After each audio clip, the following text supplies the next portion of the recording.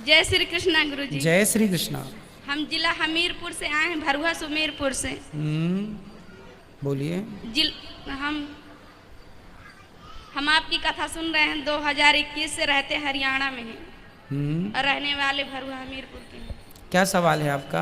हमारा सवाल यही है कि जब से हम आपकी कथा सुनने लगे तो मतलब सब बहुत अच्छा है। वैसे हमारे बच्चे नहीं हैं, हमारी शादी हुई थी 2015 में। आज हमारी शादी के 7 साल हो गए, हमारे कोई बच्चा नहीं। सब लोग कहते थे कि तुम्हारे बच्चा नहीं, तो हम बहुत दुखी होते थे, बहुत दुखी होते। जैसे आपकी कथा सुनने लगे तो हमें बिल्कुल भी दुख नहीं लगता मन में, चाहे कोई कुछ भी बोले तो हमें बिल्कुल भी दिक्कत नहीं होती। कोई बात नहीं, आपको दुखी नहीं होना। पुत्र होना ना होना ईश्वर के हाथ में है और आप खुश रहिए। जो ईश्वर ने मानव का शरीर, हम कथा सुनने लगे जब से हम आपको अपना गुरु मान लिए थे, पर अभी तक हम गुरु दक्षिणा नहीं लिए। हमें पता हो गया कि मतलब गुरु बनाना क्यों जरूरी है, तो हमें गुरु भी बनाना। ठीक है, कल सुबह 9 बजे। और अब खुश रहा करिए, भगवान चाहेंगे तो हो जाएगा और उनकी जो मर्जी होगी वही होगा। गुरुजी श्रीमन नारायण। जय श्रीमन नारायण। गुरुजी हमारा एक प्रश्न है, माँ अन्नपूर्णा कौन और किनकी पुत्री हैं? माँ अन्नपूर्णा कौन है? हाँ। और किनकी पुत्री हैं? हाँ। माँ अन्नपूर्णा कहते हैं कि साक्षात लक्ष्मी ही है। वो एक रूप में भगवान की ही पत्नी है, पर एक रूप में वो भरत जी की, जो हमारी भरत जी है ना, श्री राम जी के भाई भरत जी का भी कोठार में जब नाम लिखा जाता है तो भरत जी और अन्नपूर्णा जी को, दोनों को कोठार का ही अधिपति माना जाता है। तो इनका संबंध अन्नपूर्णा जी का भरत जी से भी है और भगवान श्रीमन नारायण से भी है। तो ये साक्षात लक्ष्मी ही है, क्योंकि शंख के अवतार भरत जी हैं ना, इसलिए। और गुरुजी हमारा दूसरा प्रश्न है, पूर्णमासी एकादशी अमावस्या 2-2 दिन पड़ रही है 2 महीने से, तो आप हमें 2-3 दिन पहले बता दिए, क्योंकि हम सत्यनारायण की कथा करते हैं तो हमें उसमें पता नहीं चलता है कि हम किस दिन पूजा रखें किस दिन न रखें। तो पूर्णिमा को सत्यनारायण भगवान की कथा सुनते हैं? नहीं, स्वयं करते हैं।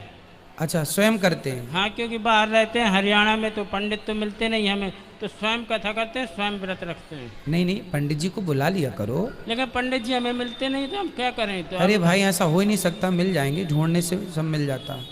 जो है पूजा पाठ, इसी बहाने ब्राह्मण का घर में आना शुभ होता है। अच्छा है ना, ब्राह्मण का घर में आना शुभ होता है, इसलिए ब्राह्मण को बुला के पूजा पाठ करा लिया करो।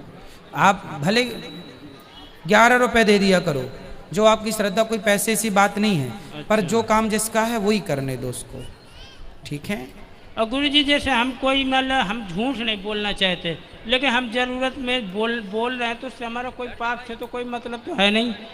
जरूरत पे बोल रहे हैं। हाँ, जरूरत पे हमें मालूम है कि हमें पाप पड़ेगा, लेकिन हमें बोलना पड़ता है। कैसे? जैसे बोल के बताओ। जैसे हमें कंपनी से छुट्टी लेनी है, अगर लेकिन हम सत्य बोलते हैं हमें छुट्टी नहीं देते, और हम झूठ बोलते हैं तो हमें छुट्टी तुरंत मिल जाती है। अच्छा, जैसे हम वृंदावन आए तो, लेकिन हम झूठ बोल कर आए हैं। अच्छा हाँ, तो चलो, वृंदावन आए हैं तब तो फिर कोई पाप नहीं लगेगा वृंदावन के लिए।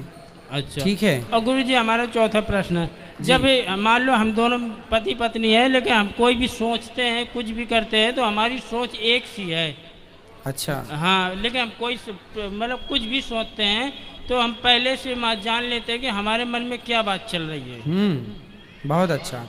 तो आप लोगों की शादी के 7 साल हो गए। हाँ। तो आपको संतान नहीं है, तो आपकी पत्नी तो कहती है कि हमने कथा से अपने आप को समझा लिया है। हाँ। आपके मन में तो कभी ये ख्याल नहीं आता? नहीं, हमारे मन में आज तक कभी ख्याल नहीं आया। हम जब से कथा से जुड़े हमें बहुत शांति, बहुत। तो आपने डॉक्टरों का इलाज कराया? सब कुछ करा लिए। तो डॉक्टर ने क्या कहा? तो डॉक्टर ने तो बोला हुआ था कि मतलब आपके बच्चे नहीं होंगे। अच्छा।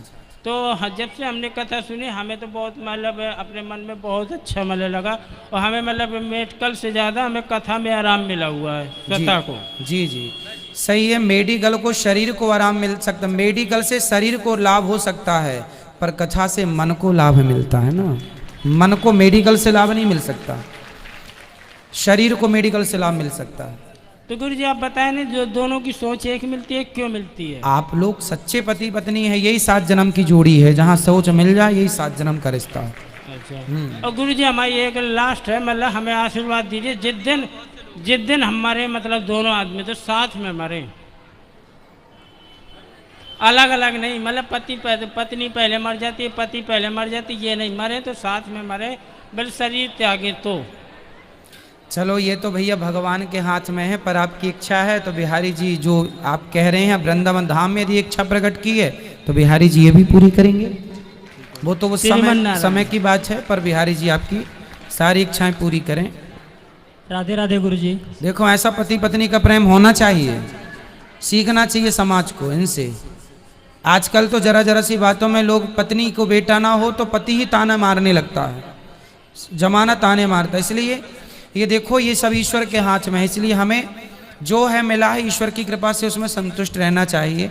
और यहाँ बेटा बेटी पाने नहीं, भगवान को पाने आए हैं, ये सोच के आगे बढ़ना चाहिए।